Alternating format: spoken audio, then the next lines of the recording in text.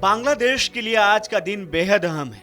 करीब 1 साल 8 महीने बाद वहां लोकतांत्रिक प्रक्रिया से चुनाव हो रहे हैं। जुलाई 2024 में शेख हसीना के देश छोड़ने के बाद बांग्लादेश में जो अस्थिरता और अराजकता का दौर शुरू हुआ, वो आज तक कायम है।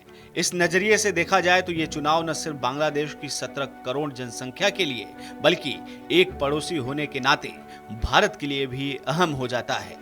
बांग्लादेश के वर्तमान हालात किसी से छिपे नहीं हैं। बेलगाम कट्टरपंथियों की भीड़ और निरंकुश तंत्र के हाथों में देश की व्यवस्था चल रही है। इस वजह से बांग्लादेश में निष्पक्ष और बिना हिंसा के चुनावी प्रक्रिया पूरी हो जाना फिलहाल नामुमकिन सा लगता है। बांग्लादेश में 300 संसदीय सीटों के लिए मतदान हो रहे हैं, जिसमें 12.7 करोड़ से अधिक मतदाता वोट डाल रहे हैं।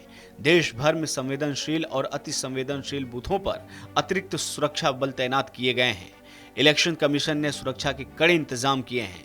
शांतिपूर्वक चुनाव कराने के लिए करीब 10 लाख सुरक्षा कर्मी तैनात किए गए हैं, जो देश के चुनावी इतिहास में अब तक का सबसे बड़ा ढाका में है। ढाका में 1400 पोलिंग स्टेशन हाई रिस्क वाले घोषित हैं।